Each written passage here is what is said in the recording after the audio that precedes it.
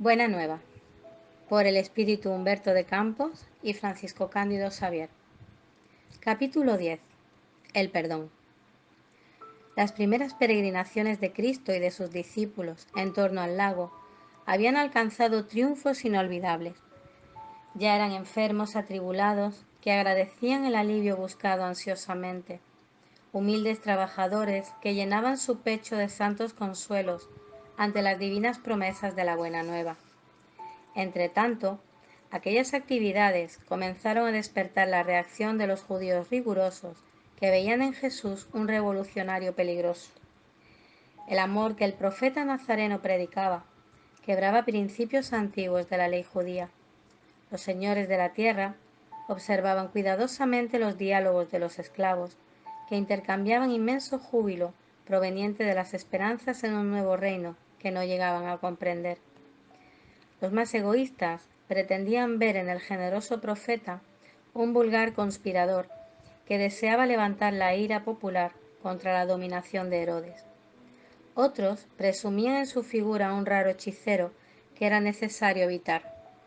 Fue así que el viaje del maestro a Nazaret redundó en una excursión de grandes dificultades, provocando de su parte las observaciones casi amargas que se encuentran en el Evangelio, al respecto de la cuna de aquellos que lo deberían guardar en el santuario del corazón. No fueron pocos los adversarios de sus ideas renovadoras que lo precedieron a la minúscula ciudad, buscando neutralizar su acción por medio de falsas noticias y desmoralizarlo, argumentando con informaciones mal preparadas por algunos nazarenos. Jesús sintió de cerca la delicada situación creada con la primera embestida de los enemigos gratuitos de su doctrina, pero aprovechó todas las oportunidades para las mejores conclusiones en la esfera de la enseñanza. Sin embargo, no sucedió lo mismo con sus discípulos. Felipe y Simón Pedro llegaron a discutir seriamente con algunos señores de la región, intercambiando palabras ásperas al respecto de las edificaciones del Mesías. Las irónicas carcajadas, las apreciaciones menos dignas encendían en sus ánimos propósitos impulsivos de defensas apasionadas.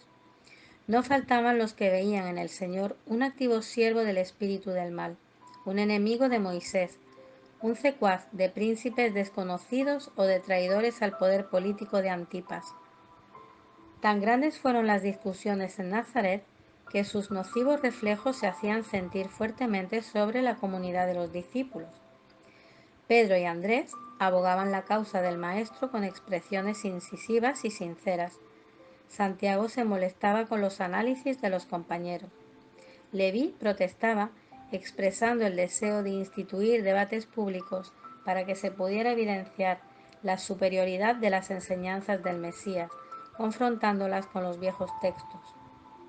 Jesús comprendió los acontecimientos y serenamente ordenó la retirada, alejándose de la ciudad con una tranquila sonrisa. No obstante la determinación y a pesar del regreso a Cafarnaúm, la mayoría de los apóstoles prosiguió en discusión, extrañando que el Maestro no hiciese nada para reaccionar contra las venenosas insinuaciones a su respecto. De allí algunos días, obedeciendo a las circunstancias ocurridas en aquella ocasión, Pedro y Felipe trataron de encontrarse con el Señor, ansiosos por la claridad de sus enseñanzas. Maestro, os llamaron siervo de Satanás y reaccionamos rápidamente, decía Pedro con ingenua sinceridad. Veíamos que por vos mismo nunca opondréis la contraria, exclamaba Felipe, convencido de haber prestado servicio excelente al bien amado Maestro. Y por eso respondimos los ataques con la mayor fuerza de nuestras expresiones. No obstante, al calor de las afirmaciones, Jesús meditaba con una dulce serenidad de profunda mirada mientras los interlocutores lo contemplaban ansiando por su palabra de franqueza y de amor. Al final, saliendo de sus silenciosas reflexiones, el maestro interrogó: ¿acaso podremos cosechar uvas con los espinares? De ningún modo me empeñaría en Nazaret en una discusión estéril con mis oponentes. Con todo, traté de enseñar que la mejor réplica es siempre la de nuestro propio trabajo. del esfuerzo útil que nos sea posible. En ese particular, no deje de obrar en mi esfera de acción, de manera a producir resultados en nuestra excursión a la vecina ciudad, tornándola provechosa, sin desdeñar las palabras constructivas en el instante oportuno. ¿De qué servirían las largas discusiones públicas llenas de injurias y burlas? Al término de todas ellas, solo tendríamos menores probabilidades para el glorioso triunfo del amor y mayores motivos para el separatismo y odiosas diferencias. Solo debemos decir aquello que el corazón puede testificar mediante actos sinceros, porque de otra forma las afirmaciones son simplemente ruido sonoro de una caja vacía. Maestro, respondió Felipe casi herido, la verdad es que la mayoría de cuantos comparecieron a las predicaciones de Nazaret hablaban mal de vos.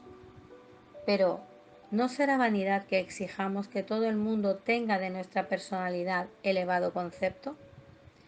Interrogó Jesús con energía y serenidad. En las ilusiones de las criaturas de la tierra, inventaron para su propia vida, no siempre constituye buen certificado de nuestra conducta el que todos hablen bien de nosotros indistintamente. Agradar a todos es marchar por el camino ancho donde están las mentiras convencionales. Servir a Dios es tarea que debe estar encima de todo, y a veces en ese servicio divino es natural que desagrademos a los mezquinos intereses humanos. Felipe, ¿sabes de algún emisario de Dios que fuese bien apreciado en su tiempo? Todos los portadores de la verdad del cielo son incomprendidos por sus contemporáneos. Por lo tanto, es indispensable consideremos que el concepto justo es respetable, pero antes de él necesitamos obtener la aprobación legítima de la conciencia dentro de nuestra lealtad para con Dios. Maestro, ponderó Simón Pedro, a quien las explicaciones del momento herían profundamente en los acontecimientos más fuertes de la vida, ¿no deberemos entonces utilizar las palabras enérgicas y justas? En toda circunstancia, naturalmente, conviene que se diga lo necesario, pero es también imprescindible que no se pierda tiempo. Dejando transparecer que las elucidaciones no lo satisfacían plenamente, preguntó Felipe: Señor, vuestros esclarecimientos son indiscutibles. Entre tanto, necesito acrecentar que algunos de los compañeros se revelaron insoportables en ese viaje a Nazaret. Unos me acusaron de violento y promovedor, de desorden otros, de mal discípulo de vuestras enseñanzas. Si los propios hermanos de la comunidad presentan estas fallas, ¿cómo será el futuro del Evangelio? El maestro reflexionó un momento y respondió: Estas son preguntas que cada discípulo debe hacerse a sí mismo, pero al respecto de la comunidad, Felipe, por el esclarecimiento que me compete, cumple preguntarte si ya edificaste el reino de Dios en el interior de tu espíritu. Es verdad que aún no, respondió el apóstol inseguro.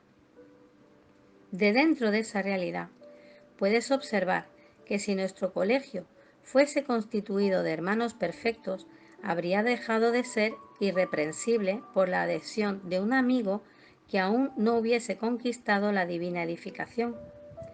Ambos discípulos comprendieron y comenzaron a meditar, mientras Cristo continuaba.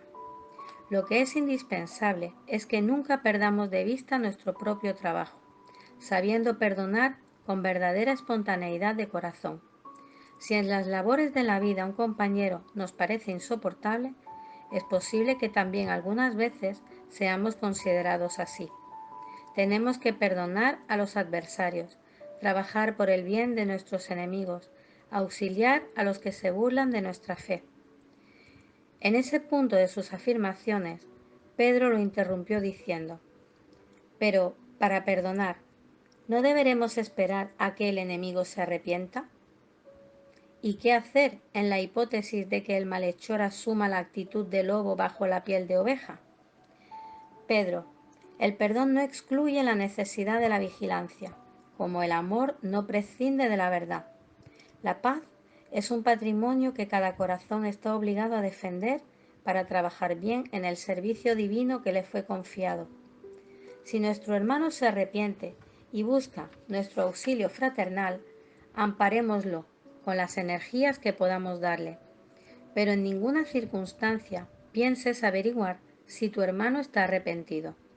Olvida el mal y trabaja por el bien.